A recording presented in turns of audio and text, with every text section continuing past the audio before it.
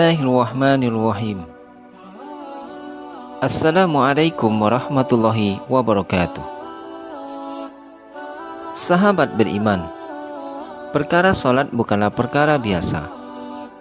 Solatnya seseorang bisa dijadikan patokan seseorang itu berhubungan dengan Tuhannya. Jika solatnya bagus, maka baguslah semuanya.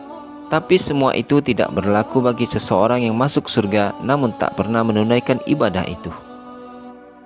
Lalu siapakah dia dan apa yang dilakukannya semasa hidupnya dan apa amalannya sehingga bisa memasukkannya ke dalam surganya Allah Subhanahu wa Ta'ala?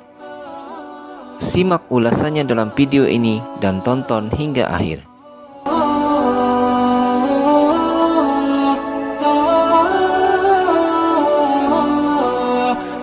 Seorang yang melaksanakan sholat wajib, sholat sunnah, belum tentu mereka akan masuk surga. Sebab amal ibadah bukanlah penentu masuk ke surga.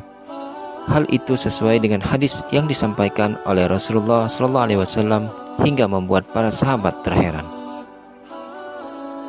Tidak seorang pun masuk surga karena amalnya. Sahabat bertanya, "Sekalipun engkau wahai Rasulullah?" Beliau menjawab, "Saya pun tidak, kecuali berkat rahmat Allah Subhanahu wa Ta'ala kepadaku.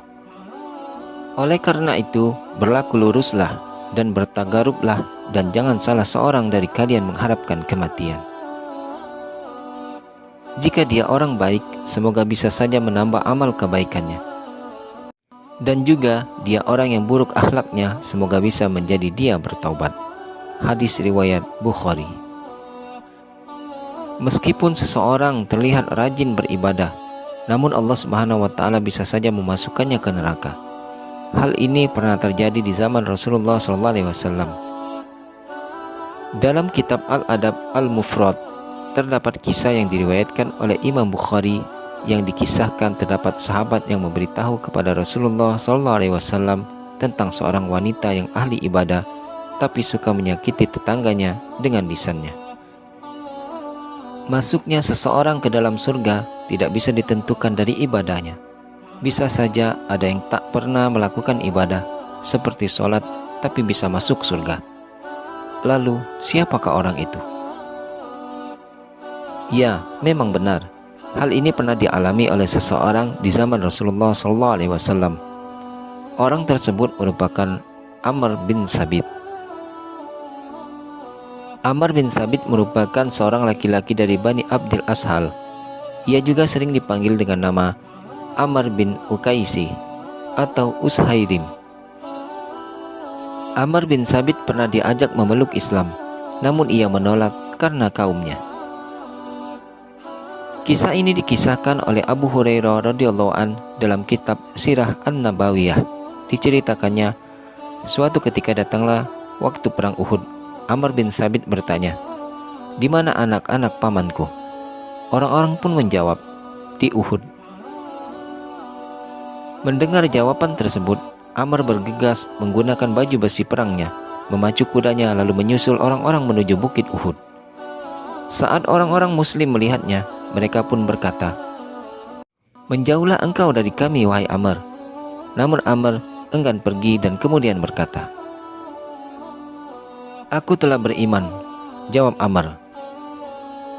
Maka umat muslim pun memperbolehkan untuk bergabung dengan pasukan.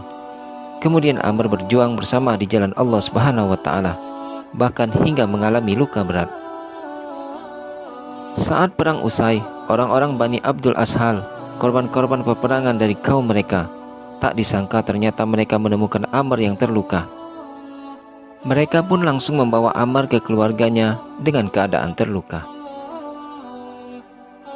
Sa'ad bin Mu'az mendatangi saudarinya itu dan berkata, "Tanyakanlah kepada Amr apa yang menyebabkannya datang ke medan perang. Apakah ia berperang demi kaumnya atau karena Allah dan Rasulnya?" Amr yang datang dengan kondisi luka pun menjawab, "Aku datang ke medan perang karena ingin masuk Islam. Aku beriman kepada Allah dan Rasulnya. Aku masuk Islam lalu mengambil pedangku. Aku maju bersama Rasulullah SAW dan aku berperang hingga aku terluka." Tak berselang lama, Setelah berkata hal tersebut, Amr pun menghembuskan nafas terakhirnya. Kejadian ini kemudian diceritakan kepada Rasulullah SAW. Beliau kemudian berkata, sesungguhnya ia termasuk penghuni surga. Amr pun dicatat sebagai penghuni surga, padahal ia belum pernah melakukan sholat sama sekali. Wallahu a'lam bissawab. Demikianlah keadaan para sahabat dahulu. Apabila mereka telah mengucapkan kalimat syahadat, maka mereka akan berpegang teguh kepada keyakinannya sampai akhir hayat. Akhiru kalam, wabillahi taufik wal hidayah. Wassalamualaikum warahmatullahi wabarakatuh.